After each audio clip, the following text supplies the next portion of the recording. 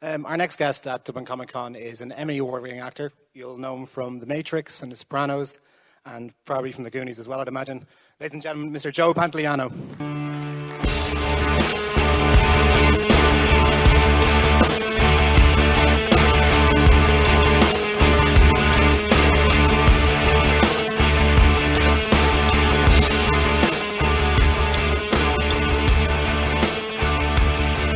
Thank you.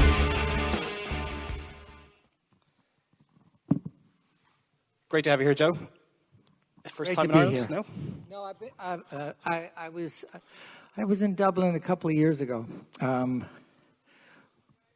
for a Directors Fortnight theater thing they do. Oh, okay. Yeah. Amnesty International brought me out. Oh, very good. Have you got a chance to see any of the sites? You were at the Abbey last night for something. Yeah, we saw Jimmy's Hall last night. It's brilliant. If you can get a chance to see it, I think it's closing next week. I came out with my daughter, and we had a good time. And we're going to see the island after this is over. Okay, you're going to head anywhere specific? You're going to go up north? Are you going to go anywhere? Wherever the GPS takes us. Just ask Google where the best place to go is. I'm sure it'll direct you away. Hello, Siri. Where are the cliffs? Take me to the sea. You won't have Where to go did very they far. shoot Harry Potter? You won't have to go very far. Well, like I said, welcome to DCC. I hope you're having a good time. I guess we'll start. I'm sure everybody has lots of questions to ask you about your various roles, but I'm sure we'll do a few bits and pieces about how you got into acting anyway. You grew up in Jersey? I grew up in New Jersey, and it was something I always wanted to do. I grew up really poor working class family. When I was like 11 years old, my dad had a heart attack, so we lived on the dole and living in the low housing projects. And I came to understand years later, my kids were diagnosed dyslexic, that I too was dyslexic. But when I was a kid, basically the teachers were saying that I was either stupid, lazy, or crazy. You know, like my mom would say, he's just a lazy son of a bitch. No, he's not lazy. He's not stupid. He's lazy, or he's not lazy. He's stupid. You know. So, but I always thought that acting was an opportunity because I wasn't smart and I wasn't athletic and I couldn't sing. So in terms of entertainment, the only option I had was I was a really good liar. I was able to lie myself out of anything. And so I thought, well, gee, I already can do that. So I'll be an actor. And then I did a high school play, and the teachers actually encouraged me by saying that I had an aptitude for this. But if I wanted to be an actor, I'd need to learn how to read.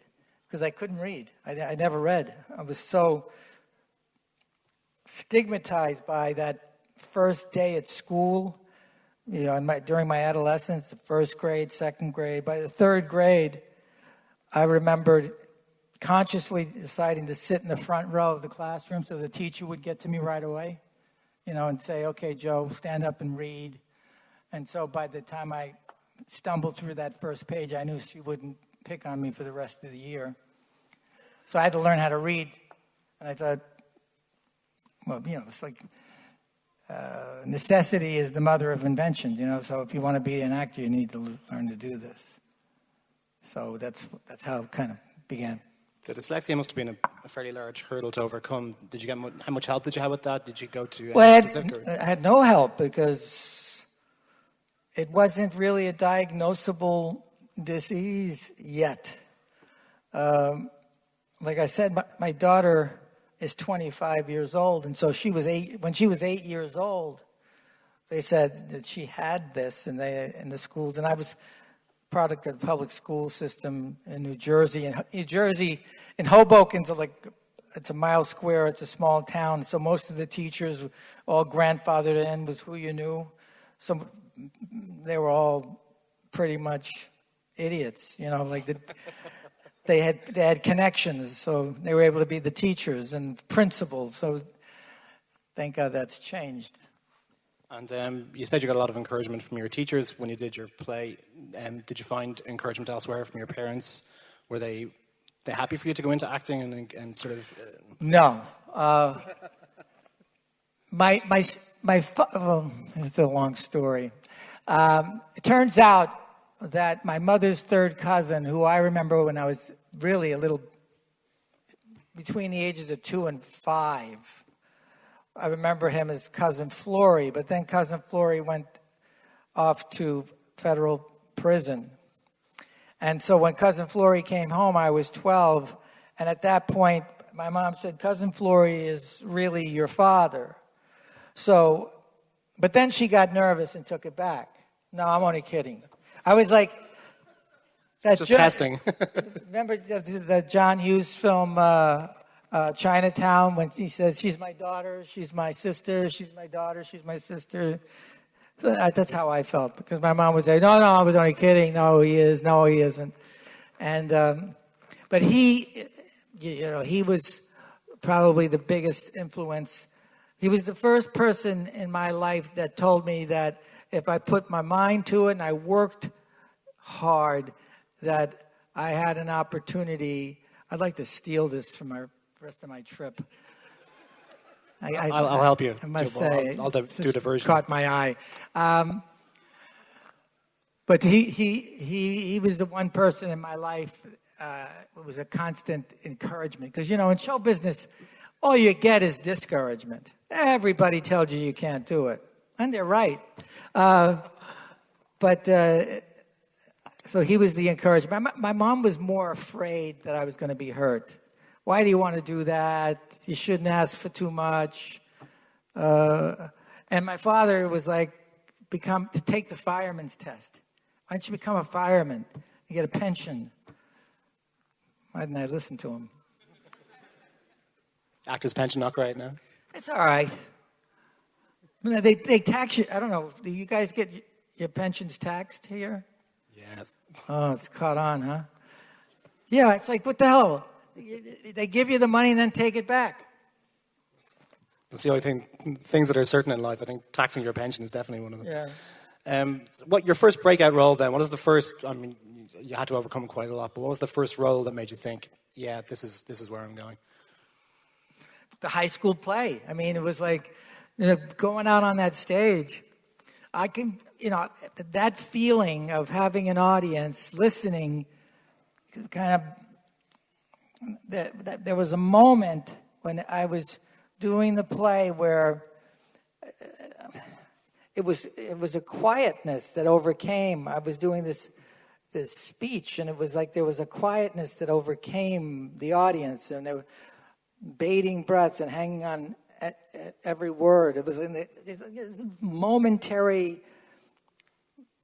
second, 3 seconds, where I was actually in the character, in the part, but then the part of me was outside,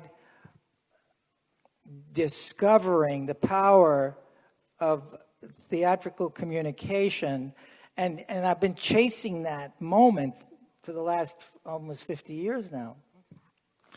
But in terms of getting a job, there weren't any big breaks. There were all little tiny ones, like 1,000 little tiny breaks. What was your favorite? What, looking back at those times, those sort of early times, what was your favorite small role?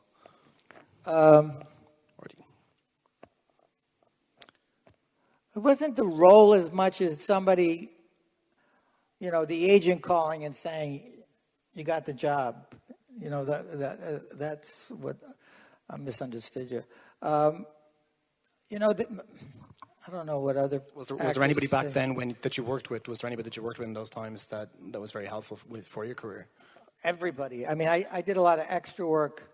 When I was in acting school, I got a speaking role. I auditioned for Joseph Strick, who wrote he directed Tropic of Cancer. And I got a little tiny part which enabled me to become a member of the Guild. And then I borrowed some money from a woman in my acting class. I was 19.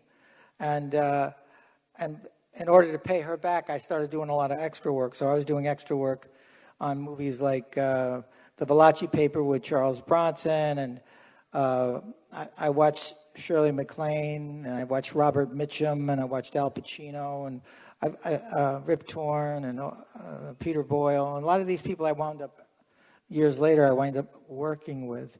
But seeing them work in front of a camera, seeing them work on a set, I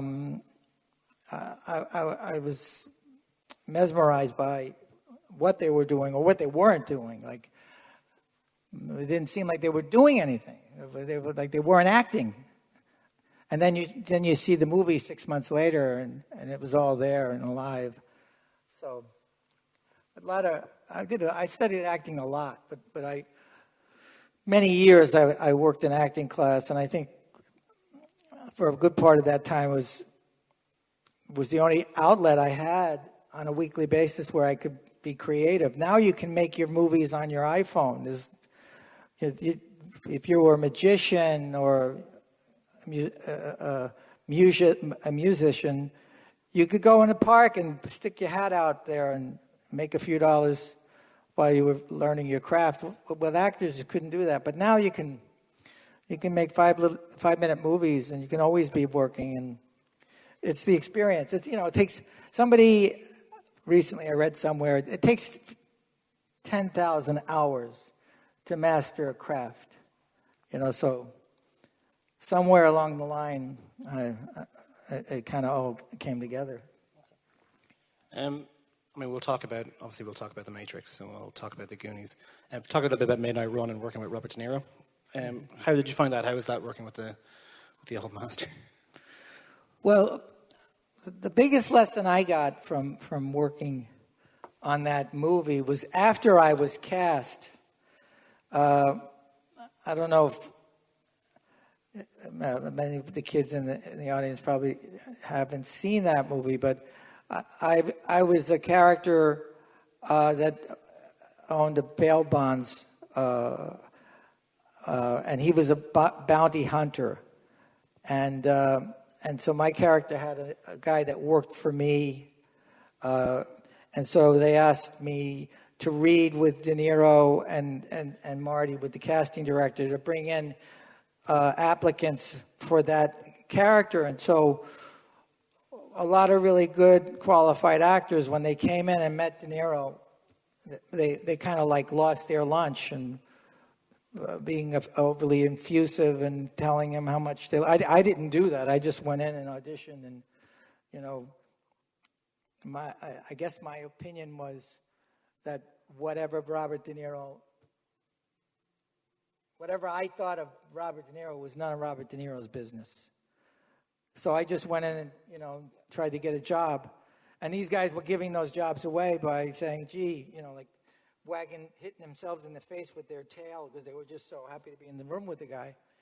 And the cast, there was a break, and everybody went out, 10-minute break, and I just was sitting in the office, and the casting director was there, and he said, I've done this a long time, and it's the 5 minutes in the room that count. Once you get the job, it's that's the fun part. You're working, you already got the job, but it's what you do with these 5 minutes in the room, and I never forgot that. And you said that you try to go there and think, well, I don't care what Robert De Niro thinks, Ben. This is me going for my job. And it never occurred to me. Is that how you approach everything then when you go into it? It's like, this is just me. I'm focusing. Yeah, but you go to work. I just did a movie I have a movie coming out in the States. It'll be out Thanksgiving weekend. Do you guys celebrate Thanksgiving the same time we do? You're not thankful for nothing? In November, I did a movie last summer with Morgan Freeman and Tommy Lee Jones, and working with them. And I've worked with Tommy. This was my third movie. I did the 2 Fugitive movies with him. So it's like anything else. If you're a carpenter or an electrician, you're gonna learn from the journeymen, from the masters, and and to be my age, 65,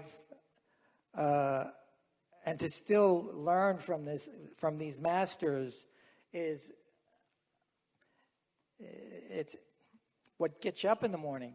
It's like what I always notice is the lemons. You go on a set and you're going to work and you go, oh boy. But acting, the quality of acting has gotten so much better. Kids, they watch, and you learn from your favorite actors on TV and the movies. And then, it's like there's a great book called How to Steal Like an Artist, because stealing is the most. It's the highest value of creativity. You study someone. If you're a painter, you find a painter that inspires you, and you study their moves and you copy them, and then you create your own voice and your own style. So that's what I'm always trying to steal from somebody else and make it my own.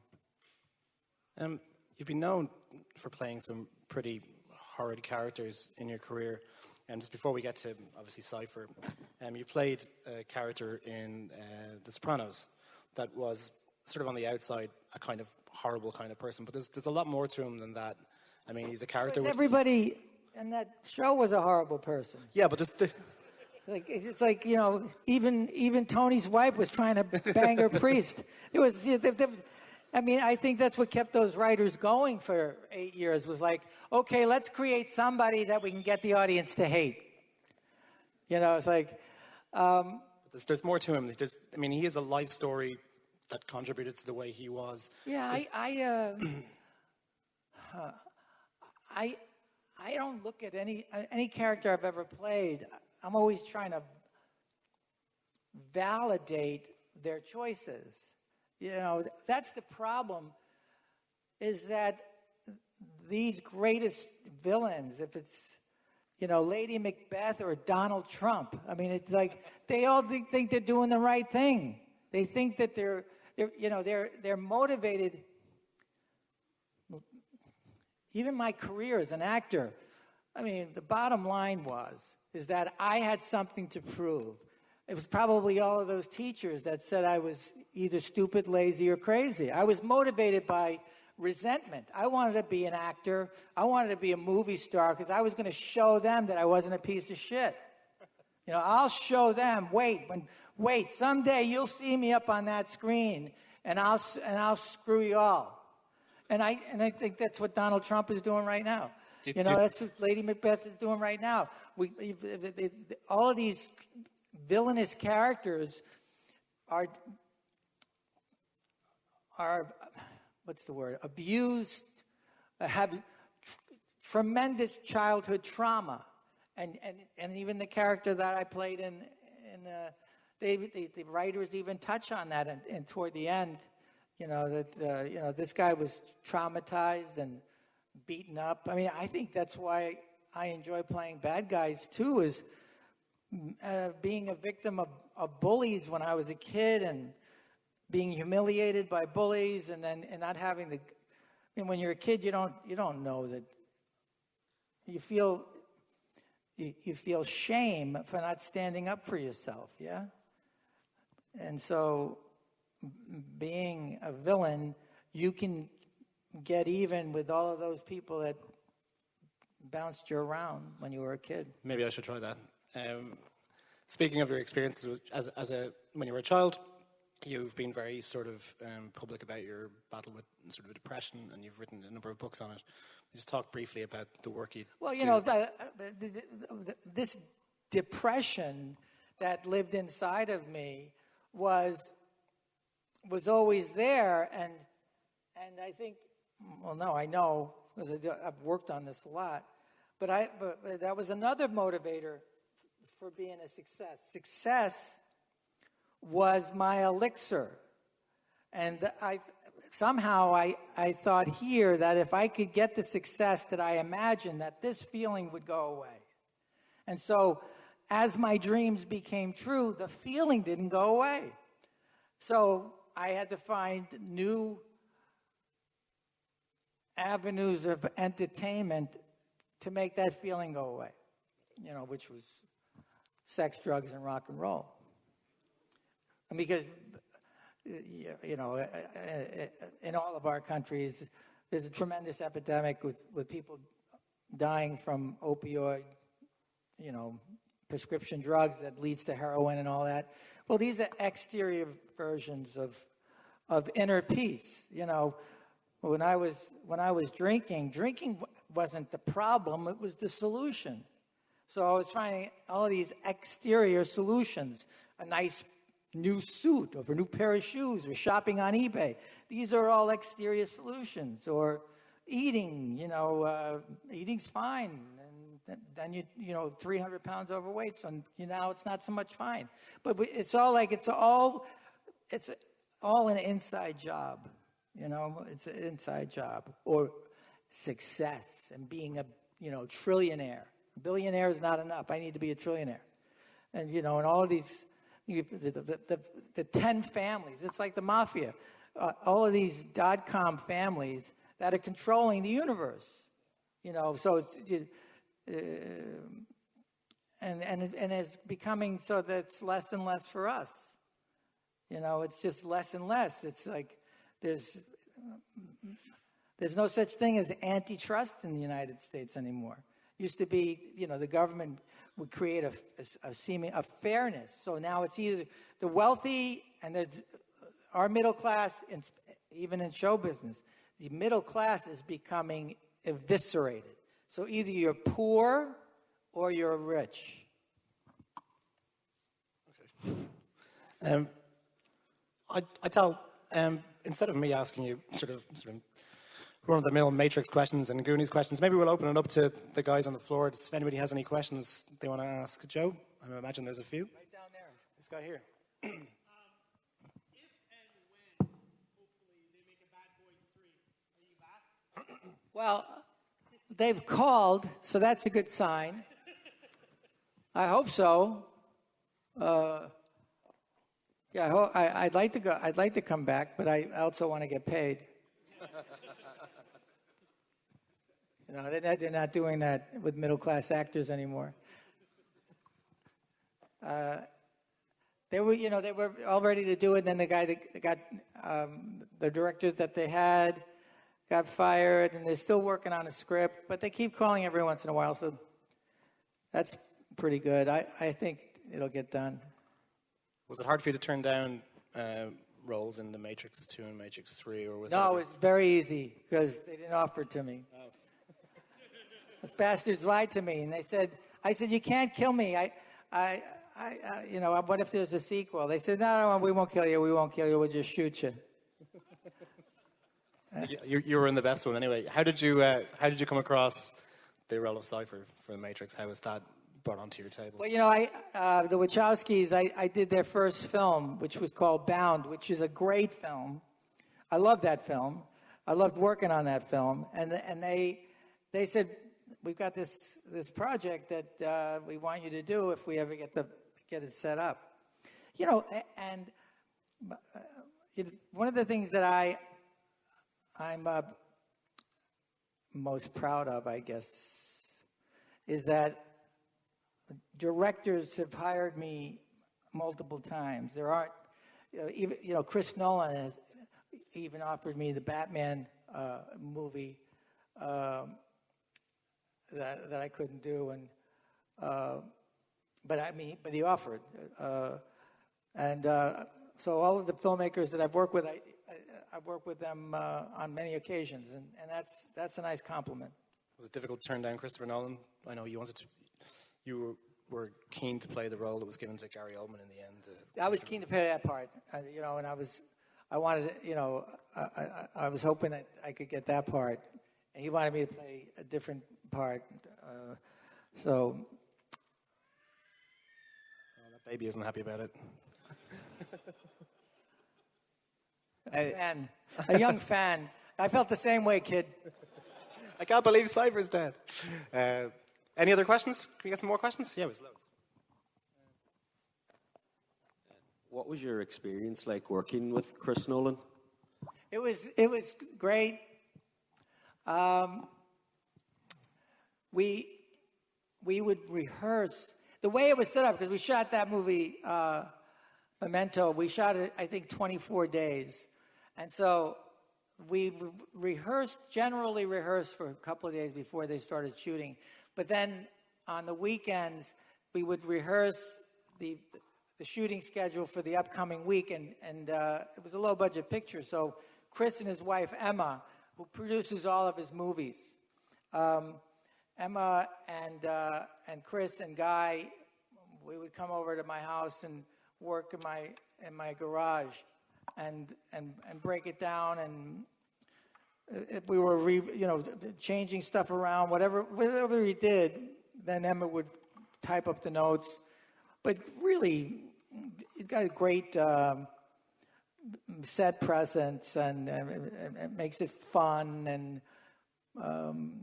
most of the really good directors are like that. Is they just create an environment for you to be loose and feel free to play, and that's the way I would want to direct, is leave the actors alone and let them figure it out. I did a play recently where, the director felt like he had to tell you when stuff wasn't going right, and I said, you don't have to tell us. We know when it's not going right. We just need another shot at doing it. Let's get somebody over here.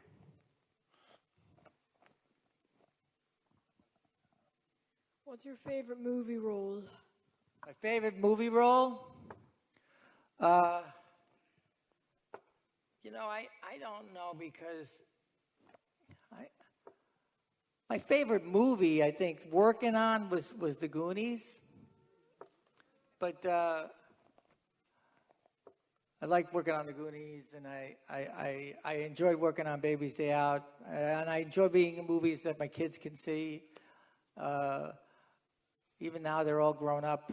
But my kids don't really see a lot of the movies that I do, except for the kid ones. And do you find that maybe the sort of, do you ever try and force it on them? Sort of like, these are all the movies I've been in. Look how great your dad is. No? That's a no. Don't ask about that. All right. Another question?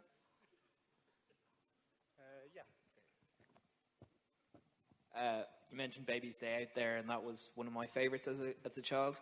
We wore out the VHS copy at home, watching it over and over. What was it like working with the baby on set, and do you have any anecdotes from that story? Well, the baby, the actual kid, they were twins, and then they had a robotic baby, but the baby stuntman was Vern Troyer, who became Mini-Me. They actually found him. I think he was working at an AT&T store in North Carolina. He belonged to a database, as he was 21 inches or 20 inches tall. So that was his first gig. And what were the Ewoks? What was that movie?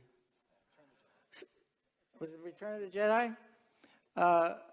So the stunt guys hung out with him, and they said, look, we need, you want to come out to New Zealand or wherever the hell. So, that's how he broke into show business. But working with the kids, just working all over Chicago and running around with Joe Mantegna and Brian Haley, and it was hysterical. It was just hysterically funny. And the sets, again, that when we made that movie, we did some blue screen, but most of the stuff was built.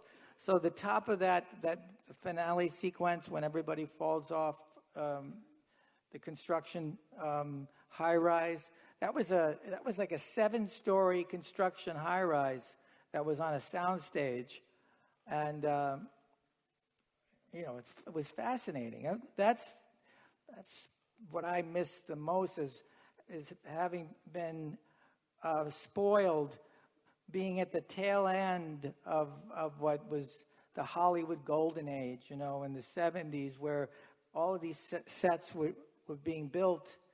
And so the creativity, and when you walked onto that pirate ship and in this body of water on a soundstage, at Warner Brothers. It was just, they took your breath away.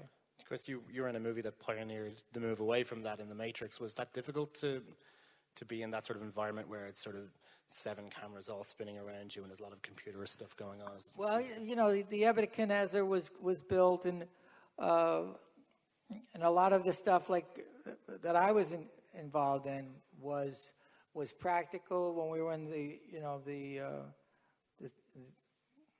the pipes, when the agents come and we're falling down the water pipes behind the bathroom, that was all wire work, but practical, real practical. You know, and he had a couple of, you know, maybe 3 feet. So the Keanu and Lawrence had most of that blue screen stuff. I find it very boring. You know, it's just surrounded by wires and blue. I mean, it really requires acting. It's kind of like going back to what acting was in the 30s when you're doing doing Chekhov and you're coming out from the cold, and you know, I grew up in show business where if it's cold, you're really outside and it's a cold environment. You don't have to act it being cold. You're already cold. So now you're going back to, okay, so we're shooting in Italy, in Burbank, California. So you know, you have to use your imagination and what's going to be painted in later. Any more questions? Get some over here. That guy's outside. With Warner Brothers, like recently announcing their plans to reboot the Matrix franchise, like myself, along with a lot of fans, were like quite disappointed, as like the Matrix is considered like just an untouchable classic. I was just wondering how you felt on the decision to go back to the franchise. Do you think they should just like leave it alone, like cash grab type stuff? I don't. I mean, you know, I think it's great if they could, you know, if they can do it and make it. What was so special about the Matrix was the imagination of the Wachowskis by saying we're going to take Hong Kong Kung Fu and we're going to turn it into combine it with a mythological characters, and you know, even by the time the second Matrix movie came out, a lot of audience members were disappointed because they didn't have that initial visceral first time experience. You know, they wanted to be wowed again. It's like going on. It's like the first time you fall in love and the first time you go on a ride. You know, you get used to it. Your brain gets used to it. So I think that if they do redo it, it's a huge responsibility on the creative team that takes that on. I heard they're redoing Memento now. You know, so it's like, how do you hey, listen, it's like, that's why in all the sequel films that ever been made, it's like Godfather 1 and 2 are the only two, or some of the Star Wars movies. But, you know, there was a lull after Star Wars. After the third one, there was like 4 really bad ones, you know. So it's a miracle anytime a story turns out to be brilliant, where it appeals to the masses. It's actually a mathematical miracle. So I'm all for it if they could do it right, especially if they hire me. We have time for about 2 more. Right behind you. Yeah. We'll take this guy here, and then we'll go here. Yeah. You've worked on a lot of films, but you also appeared in one of my favorite video games, Call of Duty Black Ops 2. Where are you? I can't see you. Oh, hi. You played Al in Mob of the Dead on Call of Duty, and you also appeared in Grand Theft Auto 3. What was that like, being in a voice role instead of working with video games?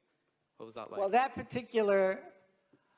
Is that the one that you're referring to? Was with the vampires and the zombies on Alcatraz? Well, I've done a lot. I've done my fair share of voice work, animation type stuff, but that experience was a new experience because they did a lot of measurements and photo measurements, and that actually it was interesting and exciting, but it's very when you actually do those movies of those shows, it's very technical. It's a lot of times, well, most times you're not acting with the other actors, and most times they're just you're doing sentences over and over and over and over again, and then they say, okay, we got that. Let's go on to the next sentence and the next sentence, and then they kind of put it all together. So it's not really a lot of acting required. And I don't know. I don't know if it's changed. One of the reasons why I wanted to be a storyteller is that I wanted that ability to implant an emotional reaction from my audience. Like, make them laugh, make them cry, make them happy, make them angry, make them think. And and I don't know the kinds of movies now are as visceral as the kinds of stories that I grew up on. It's like our heroes are they're extraordinary. They're fake. They don't exist.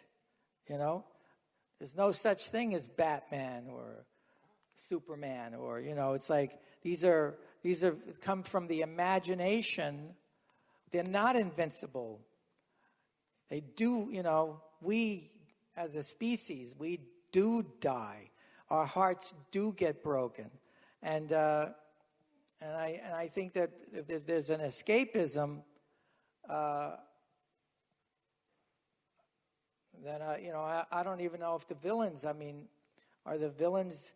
When you leave a movie like that, are you just wrapped up in the excitement of it all, or do you have you had a true emotional reaction to what you just saw? I think we've just got time for one more, so yeah, that guy there. Growing up in the 80s, Goonies was one of my favourite films. Basically, it's a two-part question. Firstly, CGI wasn't invented then. Did you have to do your own stunts?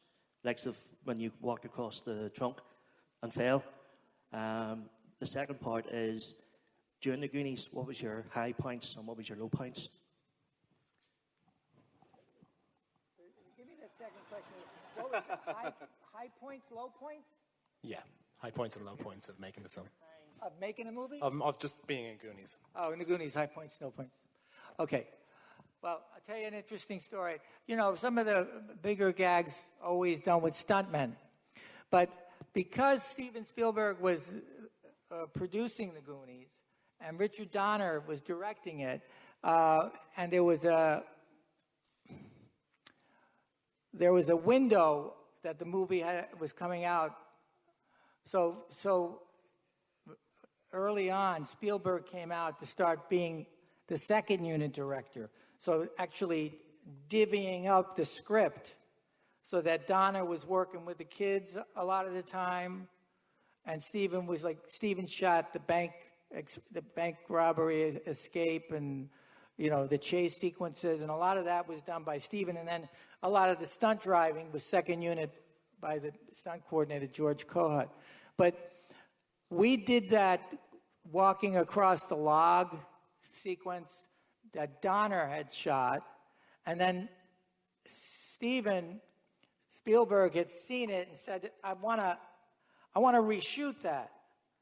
And I guess he discussed his idea, because when Donner directed it, we're walking over, I slip, and I've got to fall on the log, kind of like hit my nuts.